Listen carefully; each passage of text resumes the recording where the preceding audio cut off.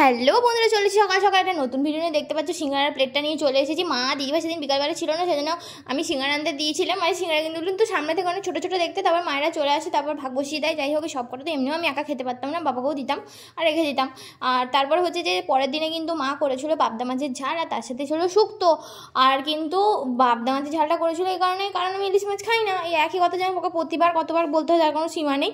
কারণ হচ্ছে প্রায় দিনই ইলিশ মাছ আসলে আমার জন্য পাবদা মাছ আছে, আর আমি তখন পাবদা মাছটা বসে বসে আনন্দ করে খাই।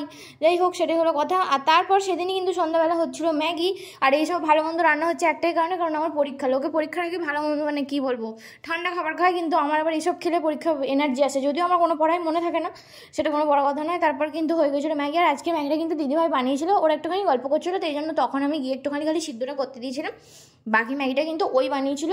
আর এইভাবে ম্যাগি খেতে বাড়ির সবার খুব ভালো লাগে, কিন্তু আমার আবার শুধুমাত্র জল দিয়ে আর একটুখানি কী বলবো বাটার দিয়ে একটা ম্যাগি হয় রসুন দিয়ে, সেটা খেতে ভালো লাগে, যেটা আমি তোমাদেরকে একদিন বানিয়ে দেখাবো।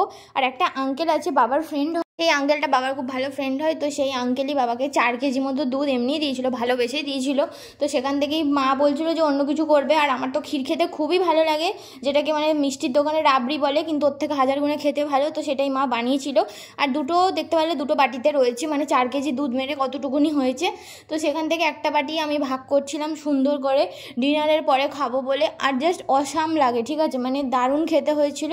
কারণ আমার আবার এই ক্ষীরটাই খেতে ভালো লাগে। আমি সেইভাবেই পায়েস সিমুই কিছুই খেতে পছন্দ করি না, মিষ্টি খাবার তো আমি পছন্দই করি না। তার মধ্যেই বলতে গেলে এটা আমার খুবই ভালো লাগে। তো দেখতেই পাচ্ছ আমি কিন্তু সুন্দর করে বাটিগুলো সাজিয়ে নিয়েছিলাম। তো তোমরাও বাড়িতে ট্রাই করতে পারো। কিছুই না, শুধু দুধটাকে মারতে হবে পুরোপুরিভাবে, আর তারপরে হচ্ছে ওটাকে আর ওর মধ্যে পরিমাণ মতো চিনি দিয়ে দিতে হবে। এবার চিনিটা যার যে ভালো লাগে, যাদের ভালো লাগে না তারা আবার খায় না। আবার তারপরে হচ্ছে তারপরের দিনই কিন্তু 7 তারিখ চলে এসেছিলো। আর 7 তারিখ হচ্ছে আমার মায়ের হ্যাপি বার্থডে। যদিও দেখবে বাড়িতে মা বাবাদের হ্যাপি বার্থডে খুব কমই হয়, কিন্তু তারা তো সবসময় আমাদের জন্য করে, তাহলে আমাদেরও উচিত মাঝে মাঝে তাদেরকে সারপ্রাইজ দেওয়া।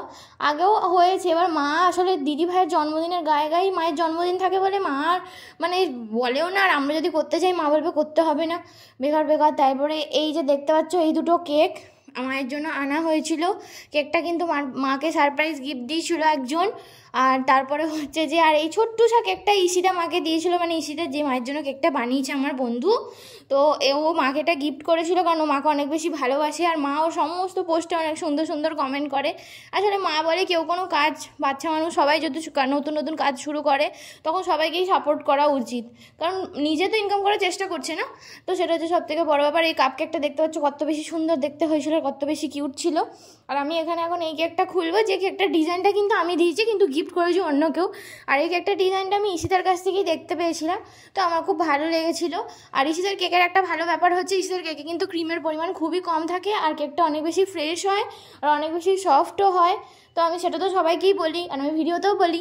আর দেখতে পাচ্ছি ওটাই হচ্ছে কেকের ডিজাইন। আমার মা হচ্ছে সুপার মম, সত্যি করেই মা সুপার মম। কারণ মায়েরা যে ধরনের কাজ করে, মানে আমাদের জেনারেশনের উপরে যে মায়েদের জেনারেশন যেটা আছে, এরা যা যা কাজ করতে পারে আমরা কোনোদিনও এগুলো করতেই পারবো না। মায়েদের যে কাজগুলো সেগুলো আমরা আর এই যুগের কেউই করতে পারবে না। তো সেই দিক থেকে দেখতে গেলে মায়েরা সত্যি অনেক মানে পেশেন্স আছে, আর তার সাথে অনেক কাজকর্ম করতে পারে, সব থেকে বড়ো ব্যাপার। আর তারপর দেখতে পাচ্ছ এটাই ছিল কেকটা। আর কেকটা কিন্তু অনেক সুন্দর দেখতে ছিল, আমার তো খুবই ভালো লেগেছে। আর কেকটা কিন্তু আজকে আমি বাটারস্কচ বলছি, রসমালাই ফ্লেভার থেকে বেরিয়ে ম্যাঙ্গো ফ্লেভারের ফাইনালি নিয়েছিলাম। কারণ রসমালাই ফ্লেভারটা না আমার খুবই ভালো লাগে, আমি জানি না কেন, কারণ খুবই ভালো লাগে। মন জিনিস বা মিউমার থেকে নিতাম কখনো, তাহলে আমি ম্যাঙ্গো বা বাটারস্কচ ফ্লেভার নিতাম, কারণ আমার পার্সোনালি চকলেট ফ্লেভারটা আইসক্রিমেই ভালো লাগে, কেকে ফেকে ভালো লাগে না। আর এই ছোট্টসা কেকটা তো আমি বললাম ও দিয়েছে, তাই জন্য আমি খুবই খুশি হয়েছিলাম, আমার মাও অনেক বেশি খুশি হয়েছিল। আর এখানে আমি আর দিদিভাই মাকে সারপ্রাইজ দেবো বলে চেষ্টা করছিলাম, আমি শর্টসে দেখাবো মাকে কীভাবে এনেছি, ঠিক আছে। মা হয়তো হালকা হালকা বুঝতে পারছিল, কিন্তু আমরাও মায়ের সাথে বদমাইশি করছিলাম। কিন্তু মাকে যে সত্যি সত্যি এত ভালো করে দেবো জানি, খুবই ছোটো আয়োজন, তবুও মা সেটা আমার মনে কখনো মানুষ এক্সপেক্ট করতে পারে না। মা তো সেটাই করেনি, মা অনেক বেশি খুশি হয়েছিল। আর তারপরে কিন্তু মা আমাদের কেকটা কাটিং করে নেয়। আর তারপরে আমাদের এরপরে যাওয়ার কথা ছিল হচ্ছে গণেশ চতুর্দশী ছিল, তো গণেশ পুজো ছিল কুমকুমদের বাড়িতে, তো তাই জন্য মা রেডিও হয়েছিল, তাই জন্য যাওয়ার আগেই মাকে কেকটা কাটিয়ে নিই। আর এই দেখো চলে গেছি খদ্দার কাকুর বাড়িতে। আর খদ্দার কাকু হচ্ছে যে ওষুধের দোকান, আমাদের বাড়ি থেকে একটুখানি এগিয়ে, তো আমাদের গোটা বাড়ি নেমন্তন্ন ছিল। তো আমি মা দিদিভাই গেছিলাম। তো তারপরে হচ্ছে ওদের বাড়ির যে 4 তলায় সেইখানে হচ্ছে গণেশ পুজোটা হচ্ছিলো। আর ওদের বাড়িটা কিন্তু অনেক বড় আর অনেক সুন্দর। আমি মানে যখন উঠছিলাম তখনই দেখতে পেয়েছি। আর এই দেখো এখানে কুমকুমের কত ছবি রয়েছে। আমি এখান থেকে কুমকুমের ছোটো ছবি তুলে নিয়েছি ওকে পরে হ্যাপি বার্থডে উইশ করবো বলে।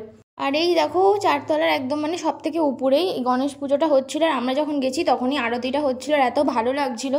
তোমরা সবাই জানো যে দুর্গা পুজো হোক বা যে কোনো পুজোর আরতি অনেক সুন্দর লাগে দেখতে।